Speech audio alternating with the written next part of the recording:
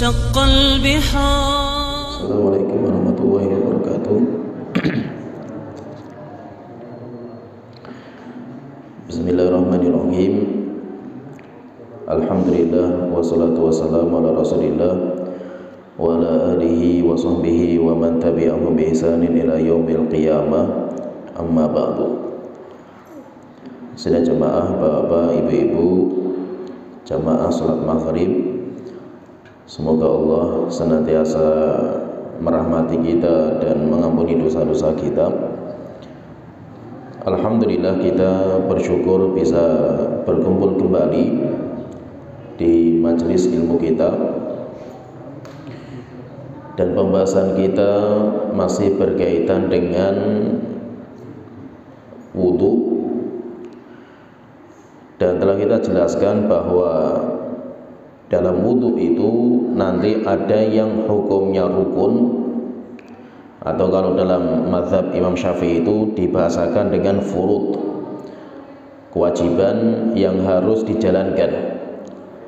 Siapa yang tidak mengamalkan maka wudunya batal.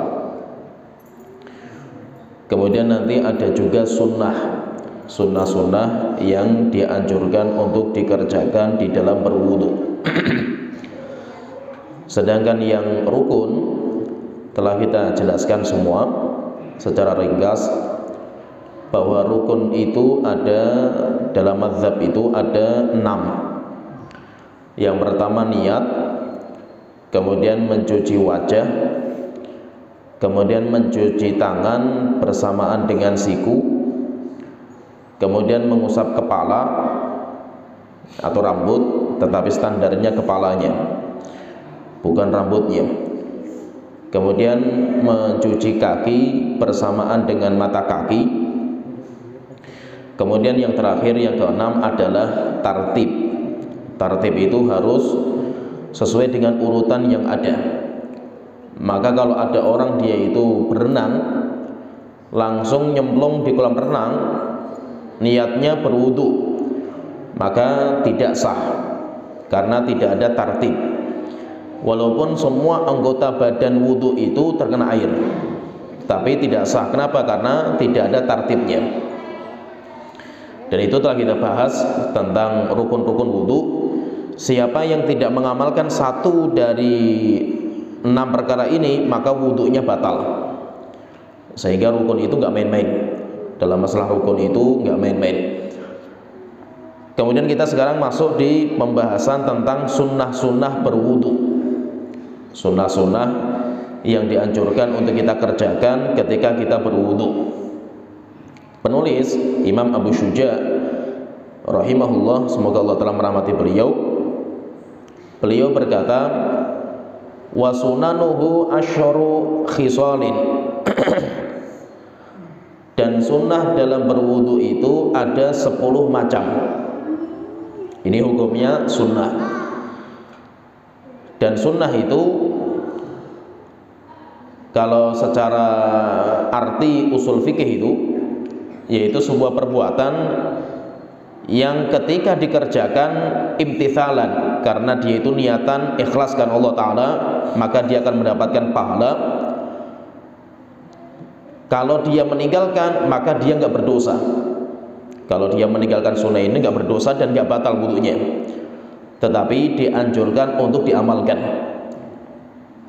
Beliau mengatakan wa sunanuhu asyru khisalin. Sunnah itu dalam berwudu itu ada 10 macam.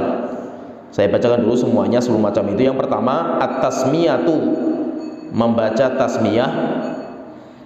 Kemudian yang kedua wa ghuslul kaffaini qabla idkhalihimal ina, mencuci telapak tangan sebelum proses wudu atau memasukkan tangan ke air. Wal madmadatu, kemudian yang ketiga berkumur-kumur.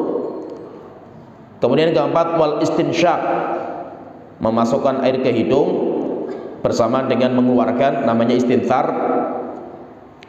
Wasti'abur ra'si bil mashi. Kemudian yang kelima, meratakan semua rambut untuk diusap. Dan itu hukumnya sunnah. Kalau kewajiban nanti kita jelaskan, itu cuma sebagian rambut.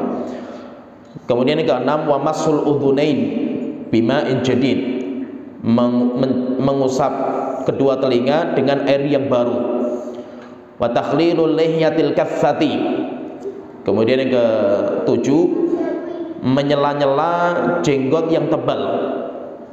Kemudian yang ke-8, wa takhlilu asabi'il yadaini warijlain, menyela-nyela antara jari-jari tangan dan kaki. Kemudian yang ke-9, taqdimul yumna 'alal yusra, mendahulukan anggota badan yang kanan kemudian baru yang kiri. Kemudian yang ke-10 yang terakhir, wat thaharatu thalathan, dan mencuci itu 3 kali. Sunnahnya 3 kali. Ini dinamakan dengan sunnah-sunnah ketika berwudu.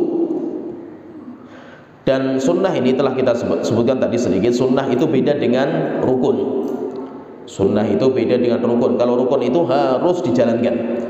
Siapa yang tidak menjalankan batal wudunya. Sedangkan sunnah itu dianjurkan untuk diamalkan. Tapi siapa yang tidak mengamalkan, tetap wudunya sah dan dia tidak berdosa. Biasanya nanti kata para ulama itu, kalau kita belajar cara istinbat, cara pendalilan itu, kewajiban itu biasanya kalau ada perintah dari Allah dan Rasul. Jadi hukum asal perintahnya Allah dan Rasulullah itu yufidul umum, menunjukkan hukumnya wajib. Contohnya misalkan dalam masalah sholat, kok bisa sholat itu hukumnya wajib? Maka kita katakan karena Allah perintahkan. Ya ayyuhalladzina amanu aqimus sholat, wahai orang-orang yang beriman, tegakkan sholat. Tegakkan, itu kan perintah. Maka perintah Allah dan perintah Rasul itu hukum asalnya wajib. Tidak boleh kita bawa kepada hukumnya sunnah kecuali kalau ada istilahnya namanya qarinah. Ini cara istinbat, kecuali harus ada dalil lain yang memalingkan dari yang wajib menuju yang sunnah. Jadi harus ada dalil khusus. Tapi kalau perintah Allah dan Rasul, maka itu hukum asalnya adalah wajib. Itu hukumnya asal wajib. Tidak boleh perintah itu dibawa kepada sunnah hukumnya kecuali kalau ada qarinahnya, ada penghalangnya, atau ada dalil yang lain yang saling tabrakan. Itu sehingga nanti ulama mengatakan, oh ini perintah, ini hukumnya sunnah bukan wajib. Itu namanya qarinah. Kita bahas satu persatu dan nanti kita sebutkan hadisnya, kemudian bagaimana cara istinbatnya para ulama. Yang pertama, sunnah dalam berwudu itu adalah tasmiyah. Di dalam istilah kita itu ada dua macam. Ada namanya basmalah, ada namanya tasmiyah. Dan dua ini berbeda. Kalau basmalah itu lengkap, Bismillahirrahmanirrahim. Nah, sesuatu yang lengkap ini itu namanya dinamakan dengan basmalah. Sedangkan tasmiyah itu yang nggak ada di bahasa kita, bahasa Indonesia nggak ada. Seringnya dalam bahasa Indonesia itu ya basmalah. Basmalah itu sudah kayak menjadi bahasa Indonesia gitu, kayak salam. Salam itu kan sudah jadi bahasa Indonesia gitu. Nah, jadi kalau seringnya di Indonesia itu namanya basmalah. Padahal di Arab itu atau di istilah agama kita itu ada namanya tasmiyah. Kalau tasmiyah itu cukup menyebut nama Allah, bisa dengan mengatakan bismillah. Sehingga sebagian membedakan antara basmalah dengan tasmiyah itu. Kalau basmalah itu lengkap, Bismillahirrahmanirrahim. Sedangkan tasmiyah itu bismillah. Nah, kalau kita mau makan, contohnya kita mau makan, Rasulullah mengatakan kepada anak namanya Umar bin Abi Salamah, anak kecil makan sama Rasulullah, tangannya ke sana-sana itu. Maka Rasulullah mengatakan, ya ghulam, samillah. Nah, samillah, bacalah tasmiyah sebelum makan. Nah, sekarang kalau kita mau makan itu bacanya apa? Bacanya bismillah, bukan Bismillahirrahmanirrahim. Kalau Bismillahirrahmanirrahim lengkap itu dinamakan dengan basmalah. Hadis yang disebutkan oleh para ulama dalam masalah sunnahnya menyebut nama Allah, hadis sahih Rasulullah SAW mengatakan tawaddu'u bismillah, berwudulah kalian dengan menyebut nama Allah Ta'ala. Kata Imam Nawawi, ini hadis dikeluarkan oleh Imam Baihaqi, dan kata Imam Nawawi isnaduhu jayyid, sanad hadisnya itu kuat. Ini hadis yang kuat itu cuma ini, berkaitan dengan keutamaan baca bismillah di awal ibadah. Tapi nanti banyak sekali riwayat yang lain, seperti misalkan kullu amrin dzibalin la yubda bismillahi fahuwa ajdzam, setiap perkara itu sia-sia jika tidak dimulai dengan bismillah, gambarannya kayak amal yang terputus. Tapi semua hadis yang bicara masalah ini semuanya dhaif, enggak ada yang sahih. Yang berkaitan dengan wudu itu, baca bismillah itu hadis tadi, tawaddu'u bismillah, berwudulah kalian dengan membaca nama Allah Ta'ala. Sedikit kita bahas sedikit cara istinbat ya, cara pendalilan. Kan hadisnya itu kan Rasulullah memerintahkan berwudulah, itu namanya kata perintah. Tadi kan kita sebutkan bahwasanya kata perintah dari Allah dan Rasul itu hukum asalnya apa? Wajib. Hukum asalnya kan wajib. Tidak boleh kita bawa kepada sunnah kecuali ada qarinah, istilahnya itu. Nah, pertanyaan, kenapa dalam mazhab Imam Syafi'i itu mereka mengatakan bahwa tasmiyah itu hukumnya sunnah, padahal kan ini perintah itu? Maka kalau dalam mazhab itu, setiap perintah Rasulullah dalam masalah wudu itu semuanya nanti dipalingkan hukum wajibnya menjadi sunnah itu dengan sebuah hadis sahih. Dan itu maksudnya biar kita paham bahwasanya dalam mazhab Imam Syafi'i itu gak main-main hujahnya itu. Mereka punya hujah kuat juga itu, yaitu dalam sebuah hadis yang sahih dinamakan hadis yang musik sholatahu, orang yang sholatnya gak pecus. Ada orang datang ke masjid, Rasulullah sedang duduk di masjid, ada orang sholat, ruku, sujud itu cepat, nggak ada tumakninahnya. Maka Rasulullah mengatakan, sholat lagi, kamu sholat kamu batal. Akhirnya orang itu sholat lagi, kayak gitu lagi. Rasulullah mengatakan, sholat lagi, sholat kamu batal. Akhirnya dia mengatakan, ya Rasulullah, ini sudah yang terbaik yang bisa saya kerjakan itu. Maka tolong jelaskan sholat yang benar itu kayak apa.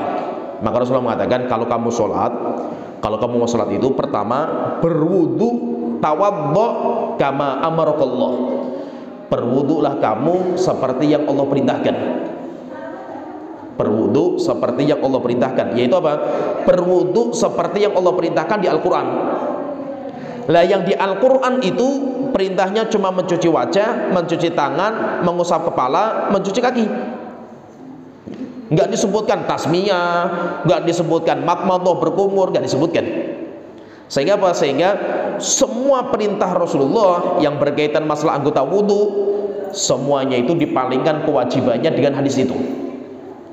Nah, itu dinamakan dengan, kalau kita belajar usul fikih itu namanya sharif, dalil yang memalingkan perintah itu yang hukum asalnya wajib menjadi sunnah. Maka dalam hadis ini Rasulullah ketika mengatakan tawaddu kama amarakallah, berwudulah kamu seperti apa? Berwudulah kamu dengan tawaddu bismillah, dengan menyebut nama Allah Ta'ala. Maka kita katakan perintah itu hukumnya sunnah. Perintah itu hukumnya sunnah karena nggak disebutkan di Al-Quran. Maka berarti kegiatan kita pertama kali itu ketika mau berwudu itu, pertama kita itu menyebut nama Allah Ta'ala. Pertanyaan, kalau kita itu wudunya di WC, kita itu wudunya di WC, kan banyak kita juga seperti itu. Jadi kita kencing sekalian berwudu misalkan di WC itu. Terus kapan boleh nggak kita itu baca bismillah? Kita katakan nggak boleh. Di dalam WC itu tidak boleh menyebut nama Allah Ta'ala, tidak dibolehkan. Terus bagaimana kita itu membaca bismillahnya itu? Maka membaca bismillahnya itu sebelum masuk WC. Maka sebelum masuk WC itu kita membaca bismillah, Allahumma jannibna syaitan, Allahumma inni a'udzubika minal khubuthi wal khuba'its. Allahumma jannibna syaitan itu beda lagi. Seringnya ingatnya itu doanya itu. Ya kan? Nah, jadi Allahumma inni a'udzubika minal khubuthi wal khaba'ith. Nah, jadi bacanya itu bismillah di awal. Bismillah, Allahumma inni a'udzubika minal khubuthi wal khaba'ith. Masuk WC, kencing. Setelah itu sudah nggak baca bismillah lagi. Itu kalau kita itu pengen wudunya di WC. Jadi jangan baca bismillah dalam WC. Bacanya di luar. Pertanyaan, lah kalau kita itu lupa sudah masuk WC baru kita itu ingat belum baca bismillah itu, boleh nggak kita itu bacanya dalam hati? Baca dalam hati itu nggak dinamakan membaca.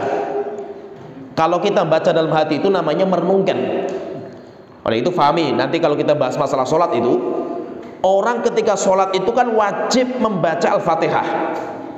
Namanya membaca itu dengan apa? Dengan lisan. Bismillah, itu namanya orang baca. Kalau bacanya dalam hati, itu bukan membaca, itu merenungkan. Maka fahami ini, orang kalau sholat Allahu Akbar, diem tok mulutnya itu.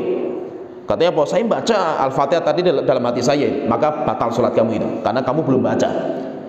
Sehingga kalau baca dalam hati itu tidak dinamakan membaca tasmiyah, harus dengan lisan. Terus bagaimana solusinya itu? Maka nanti disebutkan dalam mazhab itu, solusinya itu bisa dibaca setelah selesai wudu. Jadi setelah keluar dari WC baru kita baca bismillah. Dan itu boleh. Boleh di dalam mazhab seperti itu boleh. Ya, atau kalau kita mau keluar lagi, keluar dulu setelah itu baru berwudu. Itu lebih baik lagi. Tapi intinya tidak boleh membaca bismillah itu di dalam WC, karena WC itu bukan tempat untuk menyebut nama Allah Ta'ala. Kemudian dan tidak ada doa-doa selain itu. Tidak ada doa-doa, bacaan-bacaan sebelum berwudu, nggak ada. Yang kita dapatkan dalil bacaan sebelum berwudu itu cuma menyebut bismillah saja itu. Selain itu kita nggak mendapatkan. Sehingga bacaan-bacaan sebelum berwudu itu nggak ada. Kemudian kita masuk yang kedua, sunnah yang kedua itu wa ghuslul kaffaini qabla idkhalihimal ina. Mencuci telapak tangan sebelum kita pakai untuk berwudu. Jadi misalkan kita mau berwudu ya, baca bismillah, setelah itu cuci telapak tangan. Dicuci telapak tangan, setelah itu baru kita gunakan untuk menciduk air. Kalau kita itu wudunya pakai ember atau pakai kolah, atau kita itu pakai keran lah itu. Tapi pakai keran kan biasanya kan ngambilnya pakai dua tangan langsung itu. Tapi sebelum itu cuci tangan dulu, dicuci tangannya. Jadi mencuci telapak tangan sebelum dipakai untuk kegiatan berwudu. Apalagi nanti kalau kita itu wudunya pakai gayung di WC atau pakai ember itu kan tangan itu masuk. Tangan itu masuk, kemudian kumur-kumur, termasuk lagi, kemudian mencuci wajah. Sehingga sebelum tangan itu dimasukkan dalam air, dalam posisi sudah bersih dari najis. Maka disebutkan oleh para ulama, mencuci telapak tangan sebelum berwudu itu hukumnya apa? Maka ada 3 macam, ada 3 kondisi. Mencuci telapak tangan itu ada 3 kondisi. Kondisi yang pertama, jika kita yakin tangan kita itu ada najis, yakin ada najis itu, maka kalau ini hukumnya wajib dicuci sampai bersih sebelum berwudu. Jadi kita tahu secara jelas ini ada najisnya itu, maka itu hukumnya wajib dicuci, karena nanti kalau dimasukkan ke air akan merusak air, sehingga nanti airnya itu terkena najis. Kalau kita itu yakin tangan kita itu ada najis, maka hukumnya wajib dicuci. Berapa kali cuciannya itu nggak ada patokan berapa kali, yang penting bersih najisnya itu. Ini kondisi yang pertama, jika tangan kita itu yakin ada najis. Kemudian yang kedua, kalau kita itu baru bangun tidur. Yang kedua, kita itu baru bangun tidur, kita bangun tidur sholat subuh, kemudian kita mau berwudu, wudunya di WC. Rumah kita kan biasanya kan WC saja kan itu. Keran misalkan pas kodol kanannya mati, ada ember. Kita mau berwudu itu, dengan kita ciduk tangan kita itu di kolah misalkan itu. Maka ketika kita itu bangun tidur, ada perintah dari Rasulullah untuk mencuci kedua tangan. Perintah loh. Kalau perintah itu kan sebagian mengatakan itu hukumnya wajib gitu. Rasulullah SAW mengatakan, idza qama ahadukum min naumihi, jika salah seorang di antara kalian itu bangun tidur, falyaghsil yadayhi qabla ayyudkhilahuma fil ina, maka hendaknya dia itu mencuci telapak tangannya sebelum memasukkan ke bejana 3 kali dicuci. Itu perintah loh. Itu perintah dari Rasulullah SAW. Kenapa kok diperintahkan mencuci? Fa innahu la yadri aina batat yaduhu, karena ketika orang tidur itu dia itu nggak tahu tangannya itu kemana. Sehingga saya bangun tidur itu saya ragu ini ketika saya tidur itu tangan saya itu kemana ini. Maka karena ragu itu, maka Rasul itu memerintahkan untuk mencuci. Rasul itu memerintahkan untuk mencuci. Nah, terus apa hukum mencuci ini? Terjadi khilaf di antara para ulama dalam masalah ini. Ada ulama yang mengatakan wajib karena hukum asal perintah, dan itu mazhabnya Imam Ahmad. Kalau Imam Ahmad mengatakan wajib. Ada juga ulama yang mengatakan hukumnya itu sunnah, dan itu mazhabnya Imam Syafi'i dan mazhabnya Imam Malik. Kalau ditanya kenapa kok Imam Syafi'i itu mengatakan sunnah itu, maka kata disebutkan di kitab ini, wasyafi'iyyu hamalan nahya ala ghairil wujubi li qarinatil hal. Kalau Imam Syafi'i itu beliau membawa perintah ini kepada sunnah bukan wajib, itu qarinahnya itu karena keadaan manusia. Maksudnya keadaan itu apa? Semua kita itu tidur gitu. Kalau seandainya setiap bangun tidur itu harus cuci tangan dulu, itu dalilnya itu enggak, maksudnya itu harus banyak dalilnya itu. Karena kondisi orang itu semuanya tidur itu. Maka beliau mengatakan berarti kalau seperti ini ma ya'ummu bil balwa, yang semua orang itu akan merasakan itu.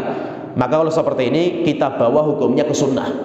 Itu kalau Imam Syafi'i. Maka intinya dalam masalah bangun tidur kita mencuci tangan sebelum kita berwudu itu, ada ulama yang mengatakan wajib, dan yang mengatakan wajib pun beda juga.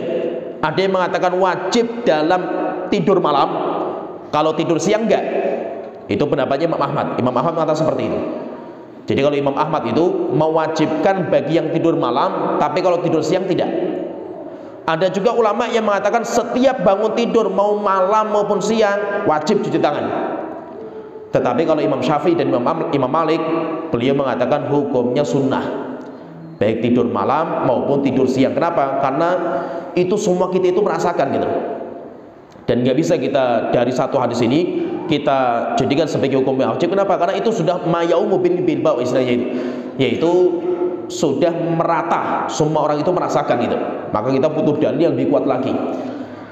Nah, jadi intinya kalau kita, yang kedua kondisinya kalau kita itu bangun tidur, kondisinya bangun tidur itu, maka sunnahnya atau kalau sebagian ulama mengatakan wajibnya itu mencuci tangan sebelum kita itu berwudu. Alasannya kenapa? Karena kita nggak tahu tangan kita kemana kalau kita itu tidur itu. Mungkin tangan kita itu masuk ke tempat-tempat najis, kan kita nggak tahu kan. Ini kondisi yang kedua. Kemudian kondisi yang ketiga itu, kita itu yakin tangan kita itu suci.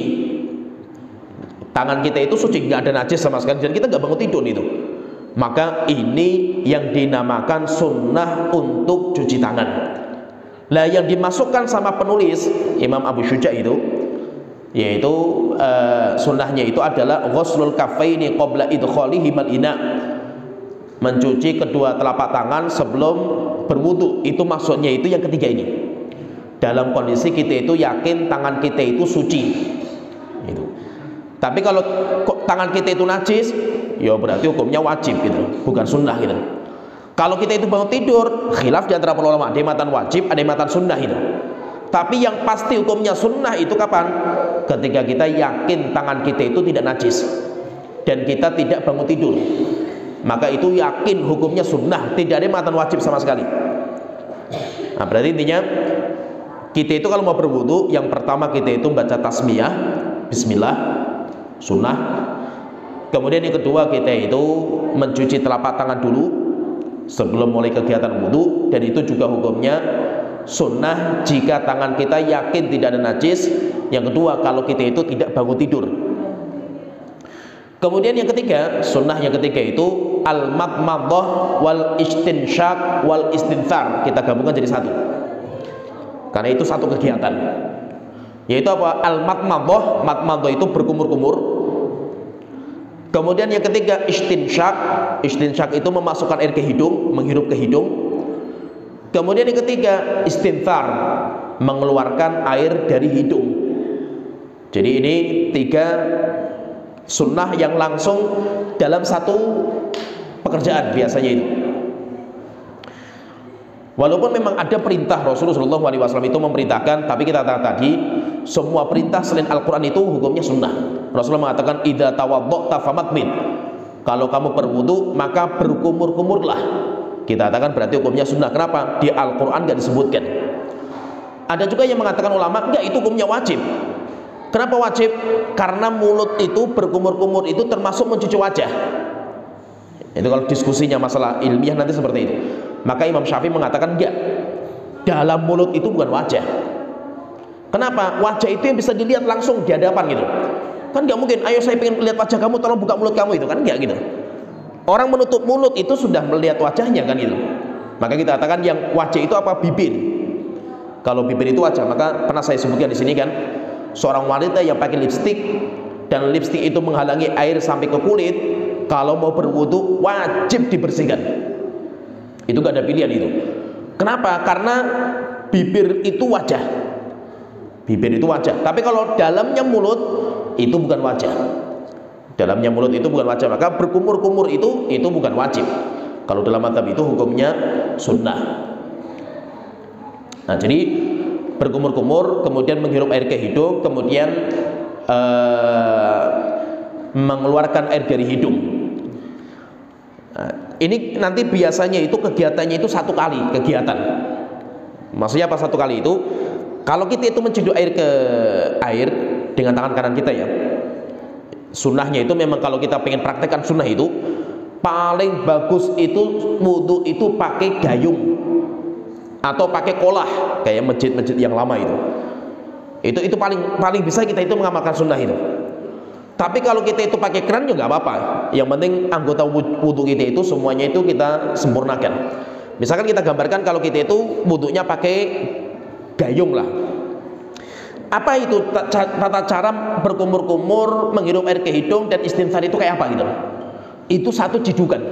Jadi satu cidukan, Rasulullah itu biasanya satu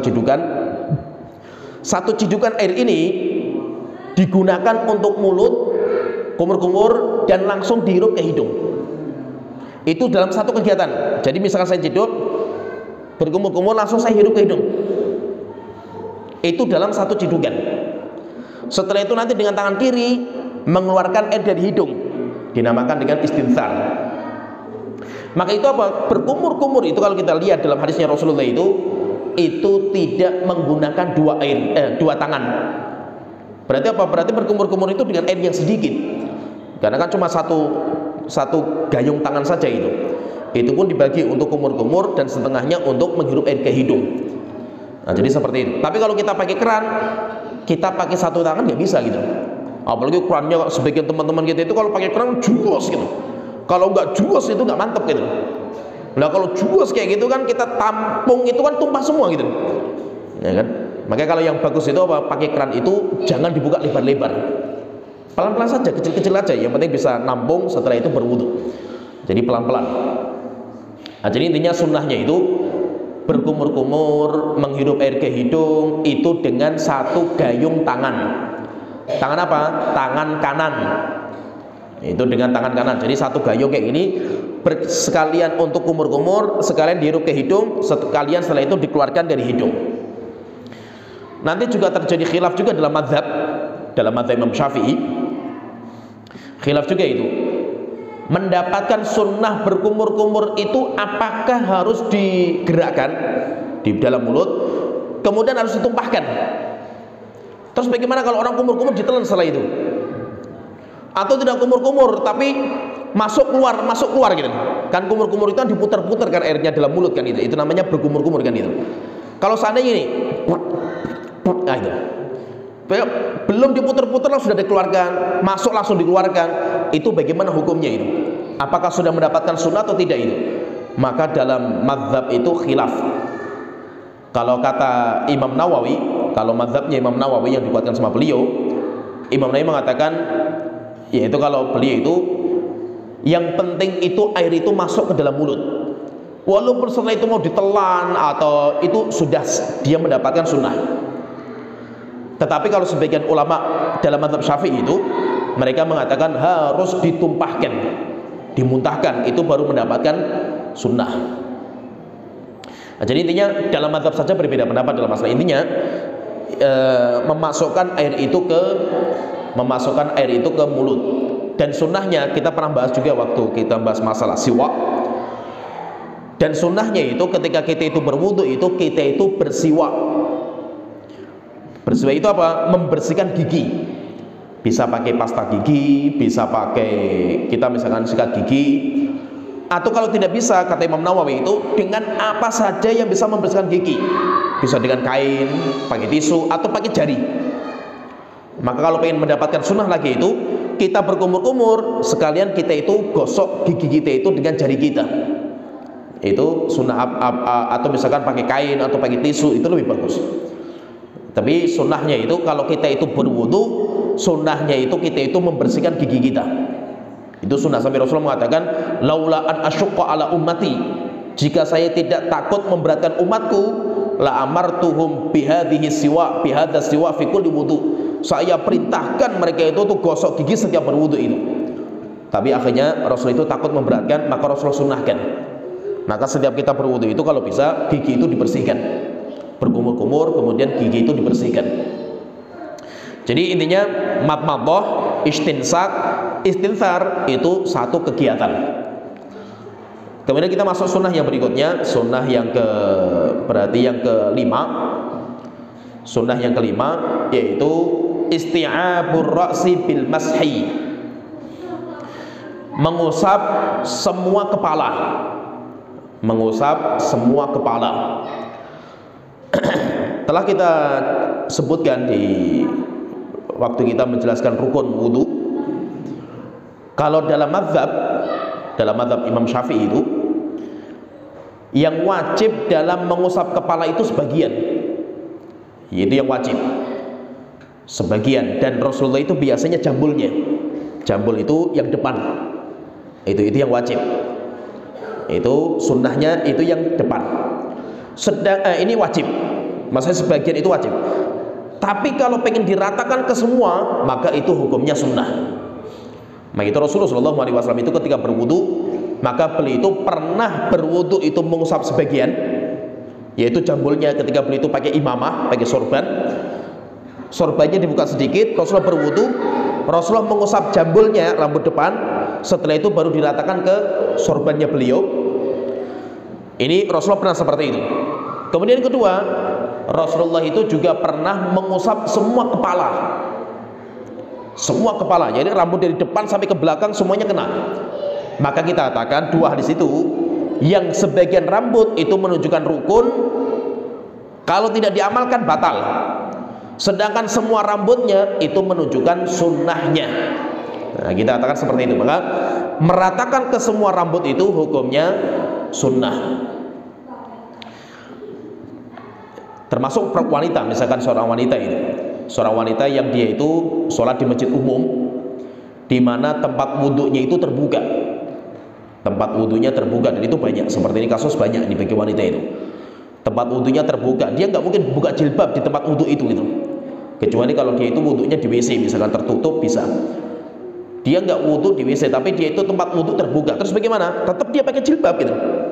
Berwudhu, terus bagaimana mengusap rambutnya itu? Diusap jambulnya, rambut depan, setelah itu dirapikan ke jilbabnya. Itu sunnahnya seperti itu. Maka wanita yang berjilbab itu nanti sunnahnya kayak orang itu pakai sorban ya.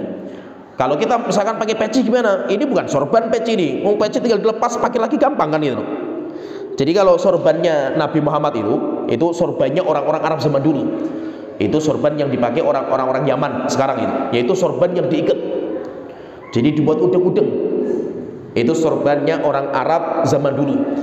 Sedangkan sorbannya orang Saudi sekarang kan biasanya sorbannya itu kan panjang, ngerembreh lah ke bawah itu.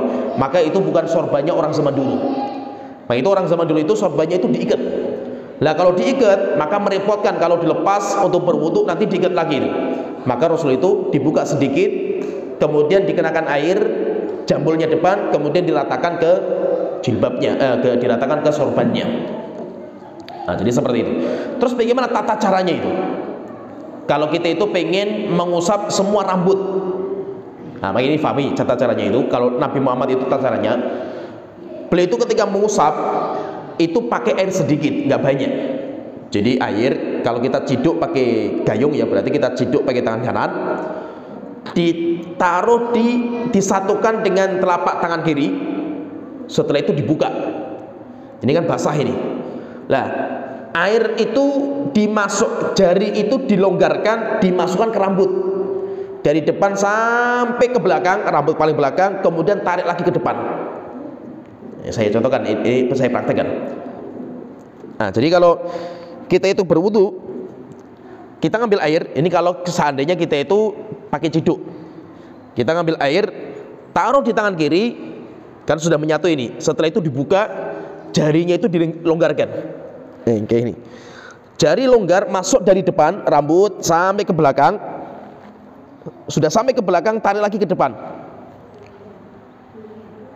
Ya, bisa dilihat ya. Jadi masuknya itu dengan cara jarinya itu direnggangkan. Ya. Ya itu tata cara kalau kita itu pengen mengamalkan sunnah ini. Sunnahnya apa? Meratakan semua rambut. Jadi kalau pakai keran bukan kayak anak-anak itu. Anak saya itu kalau berwudu itu kepalanya dimasukkan keran gitu. Jadi rata semua, digosok semua itu. Bukan, itu basah kuyup nanti kan gitu loh. Dia lepas itu bajunya basah semua gitu. Enggak. Mengusap, namanya mengusap. Mengusap itu enggak mencuci gitu loh. Ya, ini beda antara mengusap dan mencuci, itu beda itu. Mengusap itu yang penting apa? Yang penting itu dialirkan lah, maksudnya bukan yang penting itu diusap dengan air gitu.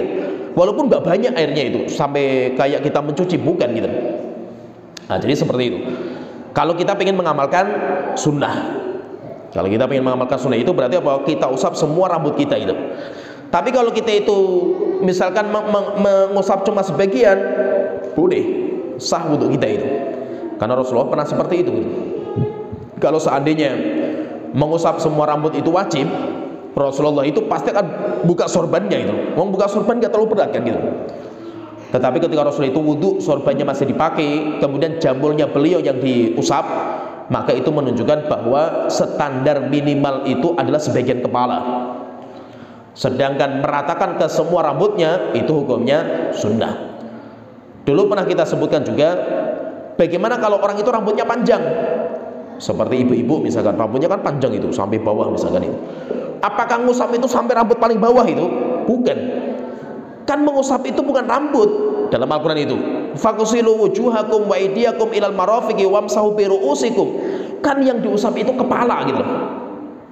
Yang diusap itu kepala, berarti kepala itu yang di sini, ini namanya kepala. Maka kalau di sini itu ada rambut, ya rambutnya itu yang diusap. Rambut yang ada di kepala. Rambut yang ada di kepala. Tapi kalau kepalanya itu nggak ada rambutnya, yo tetap diusap gitu.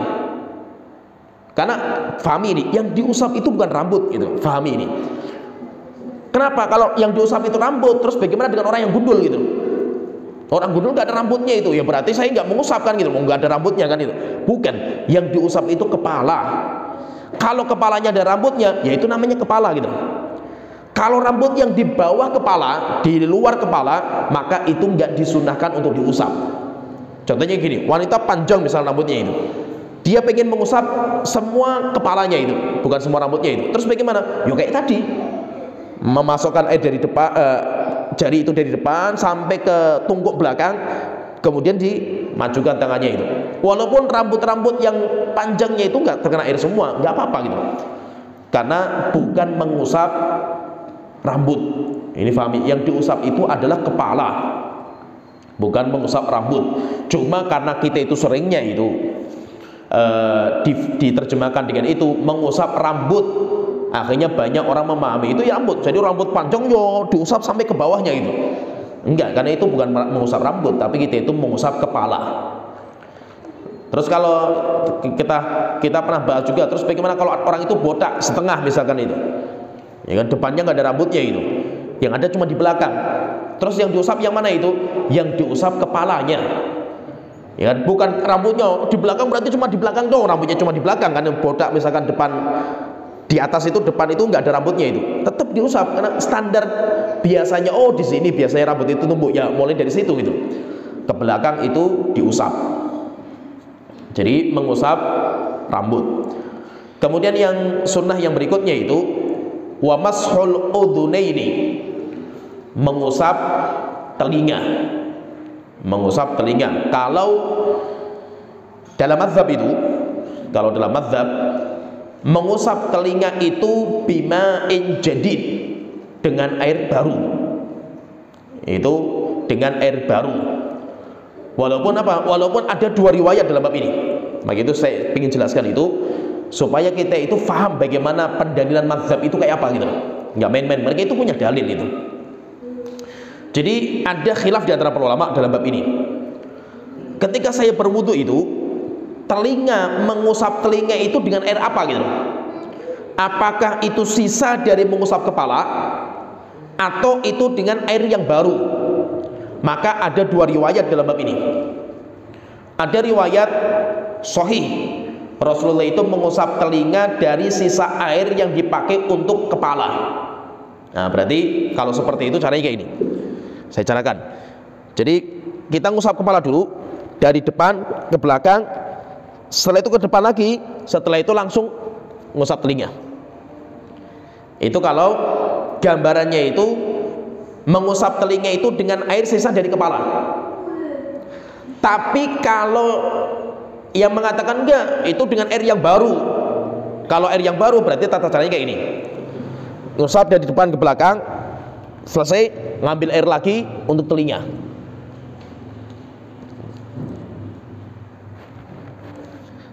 Ya, jadi ini ada, kenapa? Karena ada dua riwayat dalam bab ini. Sehingga nanti para ulama itu berbeda pendapat cara menggabungkan. Ada riwayat sahih, Rasulullah itu mengusap kepala, selesai langsung mengusap telinga. Yang mengatakan seperti itu kenapa? Karena kepala dan telinga itu satu anggota. Jadi kalau ditanya ini, telinga itu termasuk anggota apa ini? Maka mereka mengatakan telinga itu masuk kepala. Sehingga satu kegiatan mengusap gitu loh. Ada yang mengatakan enggak, telinga itu anggota berbeda dengan kepala. Sehingga untuk mengusapnya harus dengan air yang baru. Itu yang dipakai dalam mazhab Imam Syafi'i. Maka kalau mazhab Imam Syafi'i itu disunnahkan untuk mengusap telinga itu dengan air yang baru. Apa dalilnya itu? Kita sebutkan hadisnya itu. Hadisnya dari Abdullah bin Zaid, dikeluarkan oleh Imam Hakim, kemudian Imam Baihaqi, Imam Ahmad, dan sanadnya itu sahih. Hadisnya sahih juga. Abdullah bin Zaid belum mengatakan, ra'aitu Rasulullah sallallahu alaihi wasallam yatawaddau.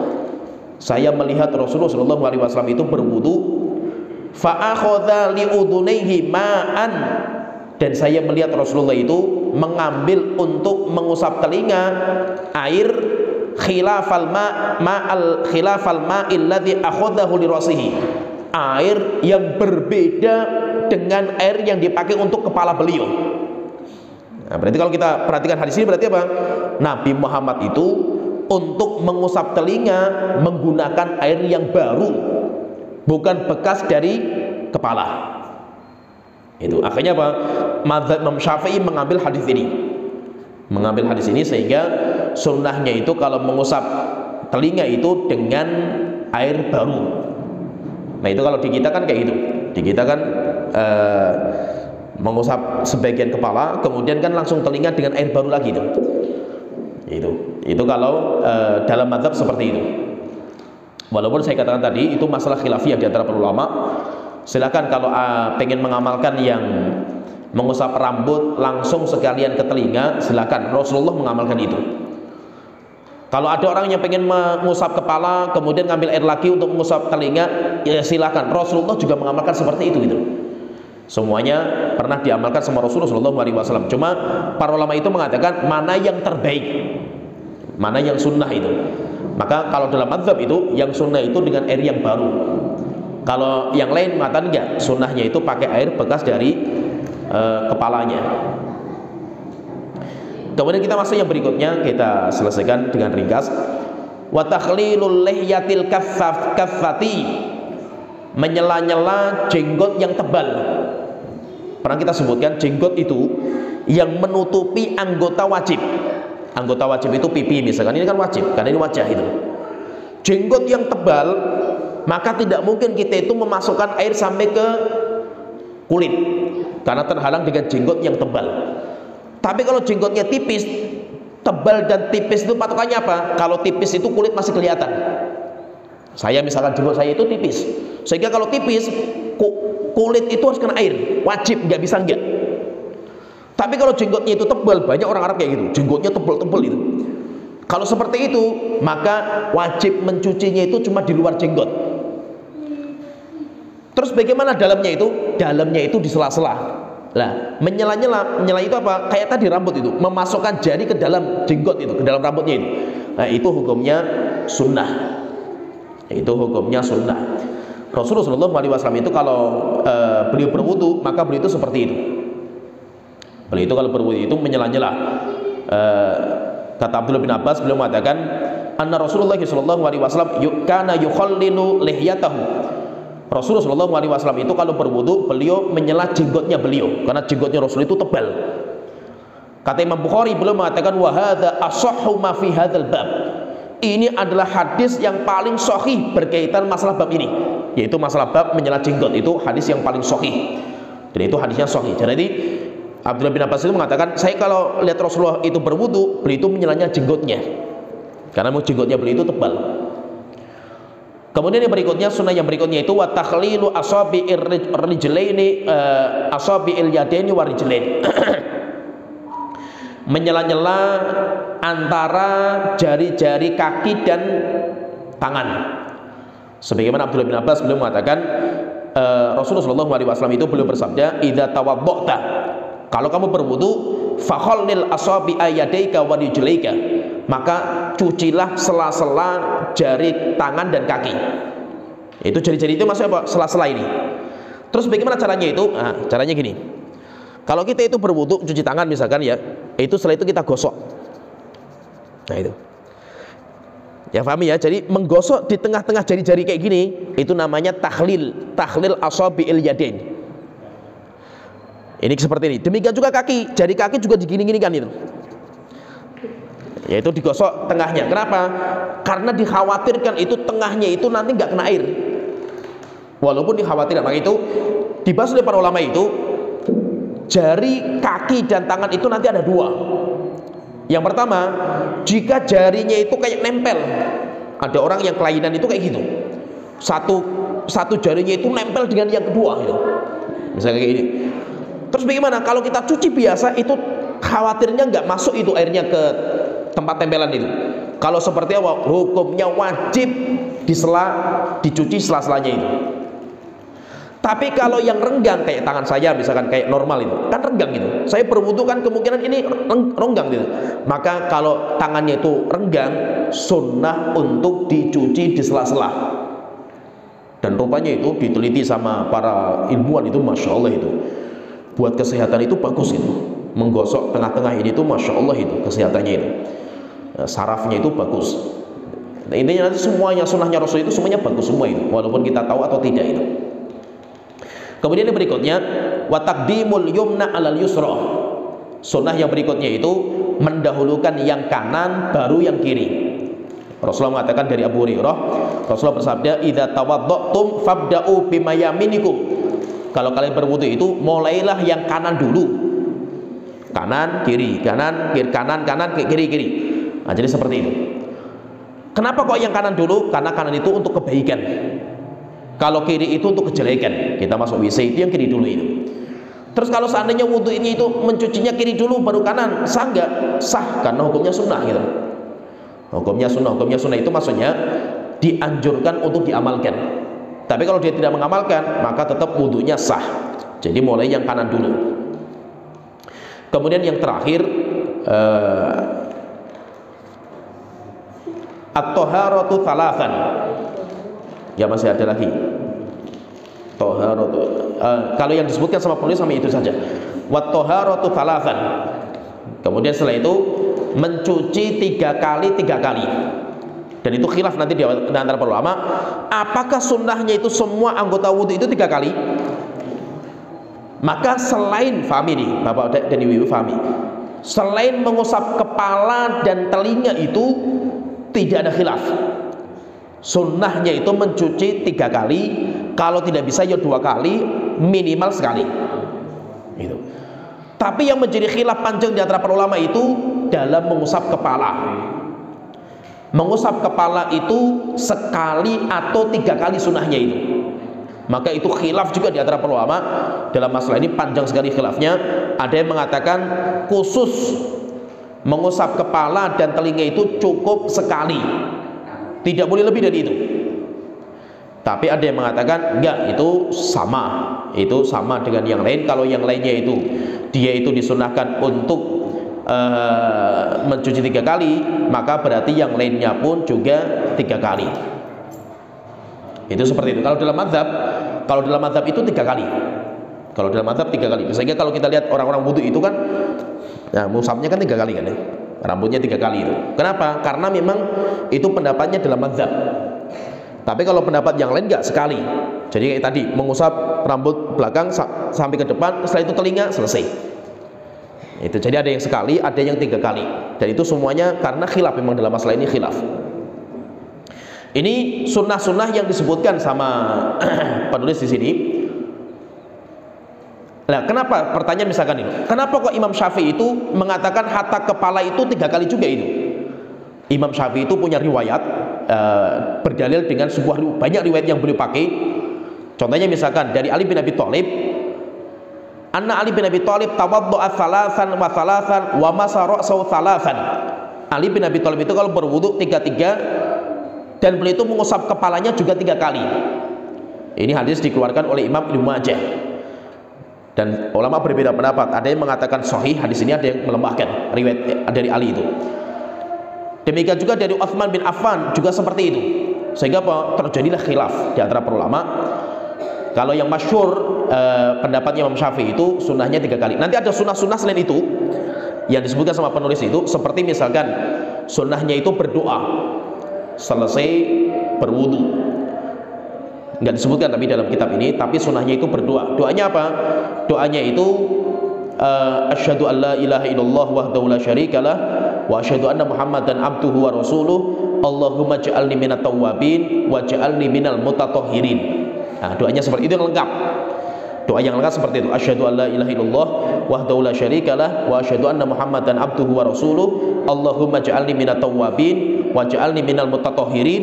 Siapa yang berdoa seperti ini, 8 pintu surga semuanya terbuka. Nah, berarti sunnahnya itu berdoa. Kemudian disunahkan juga itu apa? Disunahkan juga itu mualah. Mualah itu mencuci anggota berikutnya sebelum anggota yang sebelumnya itu kering. Misalkan gini, saya berwudu cuci wajah, kerannya mati, airnya habis. Saya tunggu nggak keluar-keluar itu sampai kering wajah saya, air baru keluar. Maka berarti boleh nggak wudhu lagi lanjutkan? Boleh, tapi dia tidak mendapatkan sunnah. Sunnahnya apa? Mualahnya.